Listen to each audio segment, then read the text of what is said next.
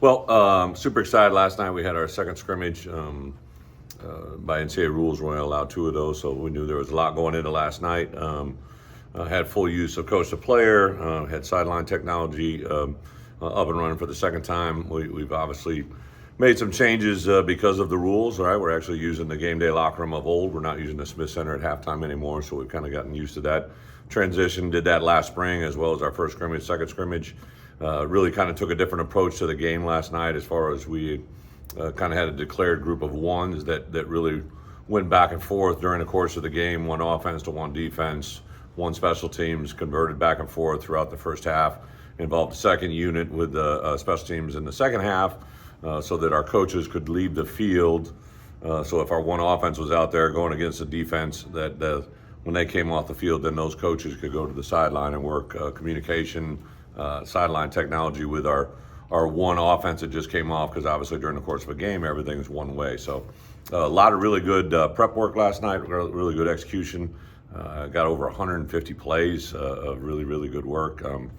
Stayed injury free, which was a huge deal. And like going into really our last 2 weeks, last week and a half, because we had a Thursday night game where our team is physically, but also mentally, had some really good examples of execution last night. So excited about that. Also announced captains last night. Really don't know where those are always go. One of the things I've done as a head coach, some teams take different approaches. We've always been player selected, so our players vote on it. We kind of have a method that we used. Offensive players vote for offense and defense. Defense votes for our mainly defense, but they get a crossover vote, and have those 6 players represent us. Really have everything. I think first time in my career we have 4 guys with remaining eligibility after this year, so 4 underclassmen captains. I think in college football, it's kind of the way it is. Offensively, Kreutz had by far the most votes on the offensive side, was a guy that ran away with it. He has great presence, great awareness. Really excited to have him in that role. His growth from a year ago to this year is very apparent. And then Pat Bryant offensively too, just it speaks volumes. I think last year he was in a room with Casey and Isaiah, and since January a year ago to have him step forward and put himself in that position is pretty impressive. And then a guy that I wasn't surprised with when we saw the ballots, just Tanner Arkin is a guy that goes about his business. Some coaches said some things about him in front of the team in a team meeting that was kind of a unscripted view of what Tanner is, and our players all resonated with it. I think that might have actually been a big part in that. And then defensively, the biggest vote getter, Dylan Rosiak, a multi-year starter, a guy that plays every snap like it's his last. Just super impressed with him to get on the Buckus Award list earlier in the day. I always put up whenever our guys are nominated for national awards, I put the video graphic that Bret and his staff puts out, and just to see the reaction from our guys for that was probably a good indication of what was coming. And then defensively, we had the next 2 guys, Seth Coleman and Miles Scott. Both those guys literally almost dead even.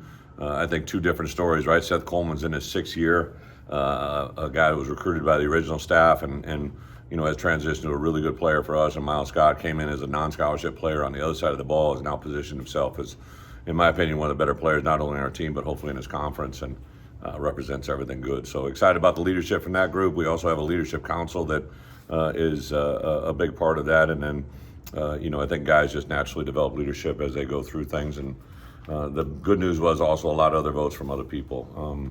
Health-wise, Matt Bailey, we kept him out a little bit, but he's full go rodeo heading into the week. Henry Boyer was out concussion protocol. He's back in it. Won't have any issues. Last night, a couple things, soft tissue, but nothing extreme, nothing really big. So James Kreutz is 100% clear. Josh Kreutz is still coming back. To expect to have him back sometime next week. And other than that, we should be good to go. With Matt Bailey, is that a maintenance thing, or is it something new? It is. Okay. Yeah, he back in maybe week 1 or week 2 had kind of a soft tissue, re-aggravated it, and then just where he was strength-wise, we just didn't want to put him in a position to go out there unless he was full strength. So he was actually cleared. We just pulled him out of it, and then the reason he was held out is we still want him. He does, like when we do any Eastern Illinois or Kansas prep work, he stays involved with that, but he's not fully engaged in all the other activities. Plus, I'm trying to develop some depth. That position behind him is something that's really wide open. Guy last night Sabor Kareem really had a really good scrimmage, and then Mac Resetic was actually one of our MVPs on defense that had a nice play, nice interception, so a lot of really good stuff. That's a good segue into my net. Like this Yeah. depth at safety, we know Miles, we know Matt, but Yep. what are you seeing behind those Yeah, guys? probably three guys jump out. Mac Resetic for sure. Sabor really kind of backing up Matt Bailey, but a different skill set. CJ is probably a guy that has played himself in another role. Ben Clausen, another guy that has been there. Demetrius Hill also had his probably best week last week. And I would say there's probably 6 guys that are kind of vying for those 4 spots. But really like that. And then at corner, Xavier Scott playing a corner. Obviously, Caleb Patterson has got the most time in our program. But you look at Brooks, like he's got a number of playing experience even though they weren't here. Torrey Cox, same thing, a lot of playing experience even though they wasn't here. And then a guy that's really probably been impressive, Jaheim Clark, coming back from where he carried over last spring to where he is this fall has been pretty impressive. Coach, during your time as a head coach, have you seen guys be named captain and kind of just take off beyond what you probably thought they could do? You know what I mean? Kind of spark something. Have you got stories about guys that really loved being that kind of respect from their teammates? Yeah, I think it plays, and then I know there's some of that released on the social. I don't know if the social media things out there. I gave all those guys a chance to speak afterwards. Okay. And I think it's heartfelt. I did say I gave these guys a week warning that we were going to vote for them on a certain day. I told them, because I think it's a lot of thought. I want guys not to just come in. I said it's not a popularity contest. It's not the best player. It's not the oldest player. It's about who represents who we are and what we are. And I probably, to be honest, have seen kind of both worlds, right? I've seen guys that maybe weren't expecting to be captain have been voted and it raises them to a different level, or guys that maybe expected to be captain and weren't, and it raises them to another level as well just because they feel they got more to prove. So it's probably a push depending on the kid, but it's always neat to see their reactions. What's Donovan Leary's kind of deal? Donovan, no issue, no. He just really got a sore arm, and what I wanted him to see was I wanted him to be, going 2 weeks into the game is about, and so he was totally cleared, fully cleared. Just sat down with him and made a decision to rest 4 days. We thought we could get a window, so even today we can't go. So of these next 4 days, there's 2 days on and 2 days off. So we kind of use guys in a maintenance plan to try and get guys, whether it's a quarterback.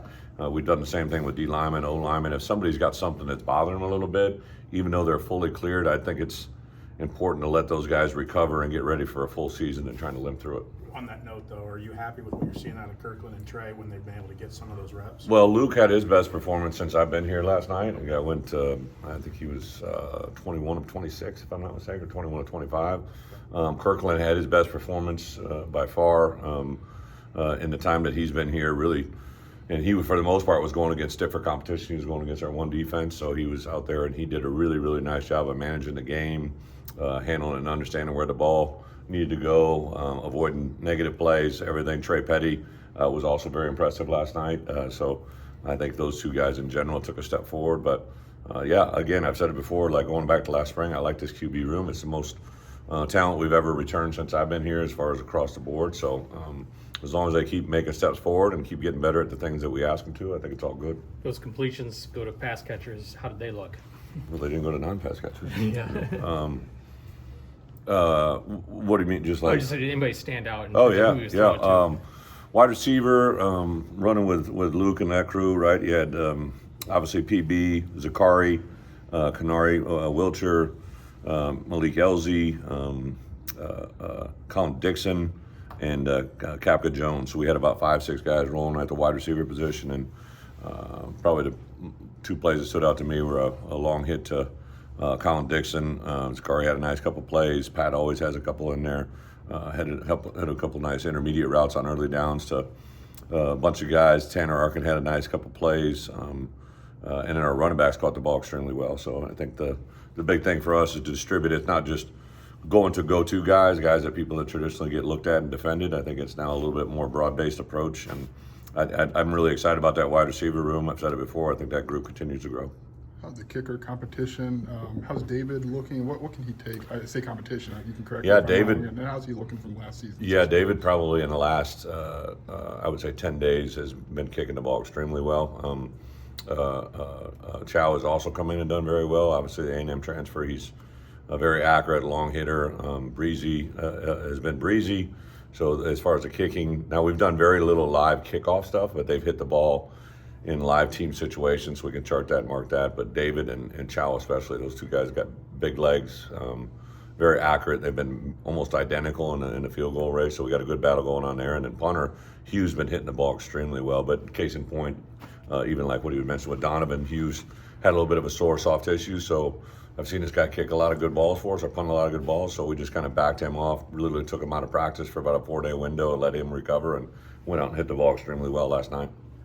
Did last night solidify at all to you who you want the defensive green dot to be in a couple of weeks, or are you still kind of trying to work that out? No, I think the green dot by position, we know what we're doing, but who's in there depends on what scheme and what we're doing. So the rule reads you can only have one on the field, so it really, but we'll actually have 10 helmets that have green dots on them on Saturday, so you can literally go put one in the box, the next guy out goes. Could be situationally, it could be depending on the game plan, right? There'll be a lot of guys that maybe do things perimeter that we want to have someone on the big picture. You could play against teams that play in a box. You might want more of it be in dot. So I don't think there's a set person that becomes that by nature. That's not how the NFL works. That's how most teams play. Four of the 6 guys named captain are juniors. Yeah. Most of the names you've just listed off here are juniors. It's very junior heavy. Is there anything different about coaching a junior heavy roster? Like, seems like 3 times the juniors as seniors kind of thing. Yeah, I think a little bit. Still, these guys are all COVID, right? Like technically, we got quite a few guys that wouldn't be seniors that weren't COVID. We got guys that are juniors because of COVID, however you want to say it. I look at J.C. Davis, who, comes to us. He's a 2-for-1, so he technically has 2 years to play 1, but obviously he's a starting tackle for us. But it's just college football, I think, right now. I appreciate the question. I understand the numbers, but I do like players that I've had a lot of experience with, right? And then the next best thing is if you don't have a guy returning from your roster that has a lot of experience, is to get someone in your roster that has a lot of experience. And I think that's what we've added. Like, Zakari's been a true joy. Just he's got a lot of football knowledge and he understands things. And obviously had a previous tie-in with Barry, but J.C. Davis' experience. Melvin Priestley from scrimmage 1 to scrimmage 2 was unbelievable last night. Just his overall demeanor, approach, nature. Even though they're young, Aiden Lawfrey's been through it. He's been through 2 springs and 2 falls with us now. He's really had an impressive camp last night. Josh McCray ran for X number of years, went over 700 yards his freshman year, and then had 2 kind of season ending. But even though he hasn't had a lot of playing experience, he's been in our program a long time. So really impressed with him. But yeah, I think it's more about time with you. But if not with you, have they had it somewhere else, and how well do they adjust into you? Tanner Arkin, here's a guy that, I think. I know we beat some people out, in the recruiting process, but he wasn't a highly portal acquisition. And I tell you, there'd be a lot of people who'd like to have Tanner Arkin on their team right now. He's just very, very, very, the things we always talk about, tough, smart, dependable. And for us, he brings tremendous value, not just offensively, but in quite a few phases of the kicking game as well. Do you have all 10 of your helmets now? Because I know you said you only got, 7? Yeah, we got them all now. Yesterday we were full functionality for sideline technology, coach-to-player communication, and then also we went into the locker room at halftime, so our guys were using, the iPads at halftime, which is such a different game, right? There's so many things that we're preparing for this year in college football. I don't think the outside world realizes it's such a different world. Like one of my coaches who up in the box, who's been a head coach, like he's literally, like in between series, he's watching every play. And you get to watch every call, right, made and the result of it, right? So you get to see exacting moments on how people are aligned, what they're doing. There's also, that opens up a whole different thing, right? So for the first time in college football, whenever you have a negative play happen on Saturday, right, like you'll get to watch in film on Sunday, and you're like, ooh, we got away with one here, or maybe they didn't come back and get this, maybe they didn't see it. Like, you're literally going to have the ability to see that 30 seconds later, right? And the value, or however you want to say it, on the flip side of it, if it's a negative thing towards us, to know that our opponent is going to see that immediately, if people are capitalized on that, is a really, really big deal. Barry talks about with the communication part, just maybe finding a sweet spot where between talking too much or not talking enough. With the other technology, like how do you want to approach that? Maybe showing too much or not showing enough. Well, I think it's a feel. I'm glad we had two, and we're actually going to do it next week on the mock game as well. Every team is allowed two. We're doing a three, and then we do it every day at practice. We're trying to maximize it, and I think even Barry, from scrimmage 1 to scrimmage 2, he's not going to say everything to you guys, but I witnessed it last night, right? Like he was just much better in his understanding of when that 15 second was going to come in. We had a way of signaling when that's going to happen to him, which really helped him out, right? And then Luke efficiently operated a lot better. And then I think there's all kinds of gamesmanship within the game, knowing like a lot of times when you come from the sideline, it's 40 seconds, but a lot of times it's 25, right? So when you come from the sideline at 25 seconds, to know you only have 10 seconds is a big deal, right? Versus 25, it's at 40. So there's a huge deal there. And the process just comes through working. I'm glad we sent them to pro camps. We talked to coordinators that had been first-year coordinators in the transition they went to. So I think a lot of recon that we did before is hopefully going to pay dividends for us now. You have a lot of your experienced transfers in there. Anybody get votes for a captain amongst those? Well, those were the three on offense and the three on defense. But it's interesting you say that. So the next vote getters on offense were Luke, the next guy. After Luke was Aiden Lawfrey, who's not a transfer. It was Luke, Aiden Lawfrey, and there was Zy Chrysler. So Zy and Luke, even though one was a junior college, one was those were our next two big. And then yes, on defense, T-Rob was our next, right? Transfer. Briggs was our next transfer. Xavier Scott was our next, and then Gabe Ackus, right? So who's only in his third year in our program. So I mean, I don't think guys. It's even like, when I see Tanner Arkin, like I don't think of him as a transfer, right? Because this is our basically fifth semester. T-Rod, like there's nobody, in my opinion, that's had as big a jump from a year ago to where we are right now than T-Rod Edwards. And I think it's, even though he was a Northwestern transfer, I don't really ever see it that way anymore. So I think it's kind of to Robert's point, it's just kind of the way college football is right now. And a lot of times we'll be sitting in a meeting and I'm like, God, what year is he? Is he like I say it all the time? Like I literally had it again this morning. Like what year and what does he have remaining? Because if you got a guy that's dealing with a possible position change, like how many years could he try this other position? Everything from A to Z. So it's just and then next year we're going to go to a roster of 105, right? So we've done some things even this camp where we're servicing one another, very similar to what we did last night. So a little of NFL perspective on, your team is out there performing what you want them to do offensively and defensively, but how do I get the team that's going against them the best personnel to go against, right? And I go back, whether I watched Tom Brady run a look team offense or if I was watching some of our best defensive players go against our offense on a defensive look team, like that's the model that's coming down, and it's a byproduct of that. My understanding, right, said you used the locker room in the stadium. Like, what was the locker room thing you opened up talking about? Maybe not using the Smith Center? Ever since I've come here, we've always used the Smith Center. So one of the great advantages of that was you get dressed in the locker room you've been every day, right?